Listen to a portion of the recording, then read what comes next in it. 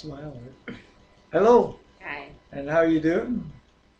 Welcome. We're glad you could join us on reading through the Bible in a year, and we're at day 123, and we're reading 1 Kings chapter 14 and 15, and then we'll be reading Luke chapter 22 verses 21 to 46.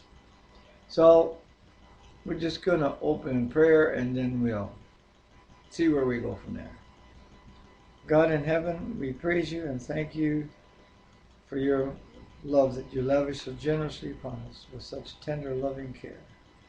We thank you that you dote over us, your children.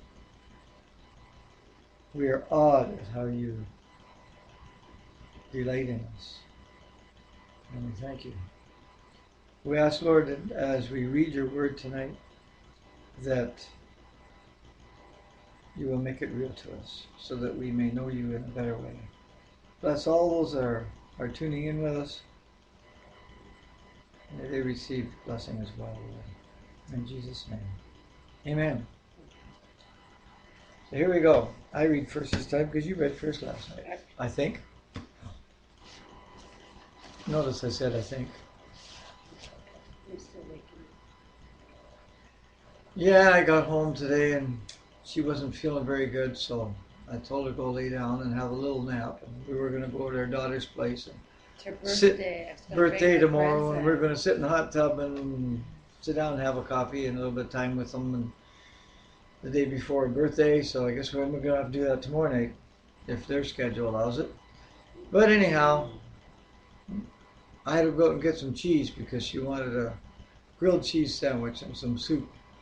And we didn't have any cheese, so while she was sleeping, I went and got cheese. When she got back, she was sound asleep, so she only slept for 3 hours. So I have such a bad headache. okay, well, we'll read them. Had Ahijah prophesies against Jeroboam. Ahijah. At that time, Abijah, son of Jeroboam, became ill. And Jeroboam said to his wife, "Go, disguise yourself so you won't be recognized as the wife of Jeroboam. Then go to Shiloh. Ahijah the prophet is there, and the one who told me I would be king over his people. Take 10 loaves of bread with you, some cakes and a jar of honey, and go to him. He will tell you what will happen to the boy." So Jeroboam's wife did what he said and went to Ahijah's house in Shiloh. Now Ahijah could not see. His sight was gone because of his age. But the Lord had told Ahijah, "Jeroboam's wife is coming to ask you about her son, for he is ill, and you are to give her such and such an answer. When she arrives, she will pretend to be someone else." So when Ahijah heard the sound of her footsteps at the door, he said, "Come in, wife of Jeroboam. Why this pretense? I have been sent to you with bad news." "Go tell Jeroboam that this is what the Lord, the God of Israel, says. I raised you up from among the people and made you a leader over my people Israel. I tore the kingdom away from the house of David and gave it to you. But you have not been like my servant David, who kept my commands and followed me with all his heart, doing only what was right in my eyes. You have done more evil than all who lived before you. You have made for yourself other gods, idols made of metal. You have provoked me to anger and thrust me behind your back. Because of this, I am going to bring disaster on the house of Jeroboam. I will cut off from Jeroboam every last male in Israel, slave or free. I will burn up the house of Jeroboam as one burns dung, till it is all gone. Dogs will eat those belonging to Jeroboam who die in the city, and the birds of the air will feed on those who die in the country. The Lord has spoken. As for you, go back home. When you set foot in your city, the boy will die. All Israel will mourn for him and bury him. He is the only one belonging to Jeroboam who will be buried, because he is the only one in the house of Jeroboam in whom the Lord, the God of Israel, has found anything good." Wow. the Lord, this boy is going to die, even though the Lord has found good in him. Okay? The Lord will raise up for himself a king over Israel who will cut off the family of Jeroboam. This is the day. What? Yes, even now. And the Lord will strike Israel so that it will be like a reed swaying in the water. He will uproot Israel from its good land that he gave to their forefathers and scatter them beyond the river, because they provoked the Lord to anger by making Asherah poles, and he will give Israel up because of the sins Jeroboam has committed and has caused Israel to commit. When Jeroboam's wife got up and left and went to Tirzah, as soon as she stepped over the threshold of the house, the boy died. I wouldn't have went home. They buried If it was him, my kid. and all Israel mourned for him, as the Lord had said through his servant the prophet Ahijah. The other events of Jeroboam's reign, his wars, and how he ruled are written in the book of Annals of the Kings of Israel.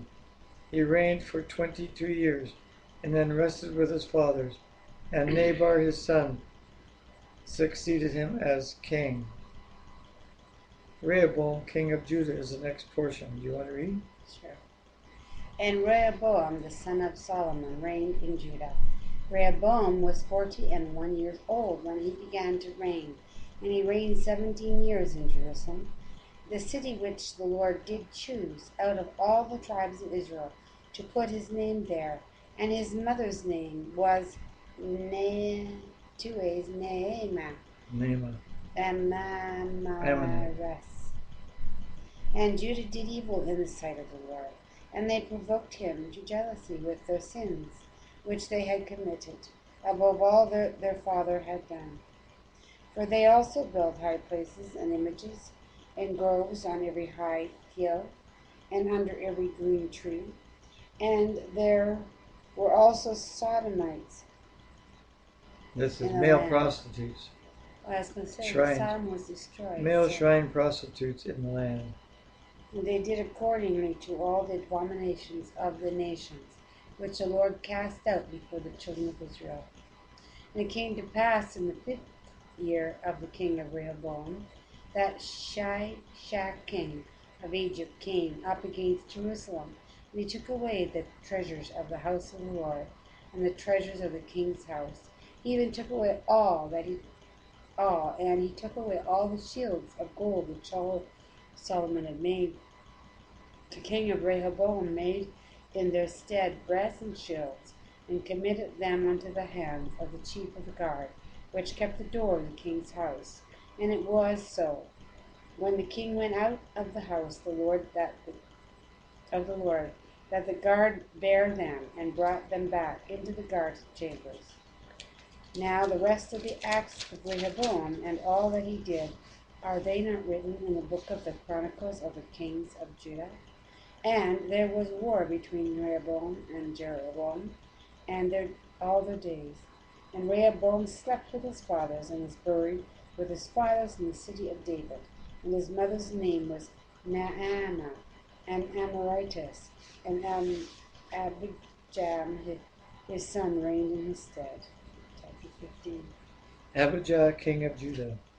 In the 18th year of the reign of Jeroboam, son of Nebat, Abijah became king of Judah, and he reigned in Jerusalem 3 years. His mother's name was Maacah, daughter of Abishalom. He committed all the sins his father had done before him. His heart was not fully devoted to the Lord his God, as the heart of David his forefather had been. Nevertheless, for David's sake, the Lord his God gave him a lamp in Jerusalem by raising up a son to succeed him, and by making Jerusalem strong. For David had done what was right in the eyes of the Lord, and had not failed to keep any of the Lord's commands all the days of his life, except in the case of Uriah the Hittite. There was war between Rehoboam and Jeroboam throughout Abijah's life. As for the events of Abijah's reign and all that he did, are they not written in the book of Annals of the kings of Judah? There was war between Abijah and Jeroboam, And Abijah rested with his fathers and was buried in the city of David. And Asa his son succeeded him as king. Asa, king of Judah, verse 9. And in the 20th year of Jeroboam, king of Israel, reigned Asa over Judah. And 41 years reigned he in Jerusalem. And his mother's name was Maacah, His the grandmother. daughter. Mine just says mother. Oh, Yeah. Maybe his mother died and his grandmother raised him, because sometimes yeah, well, it's the same name. Abishai.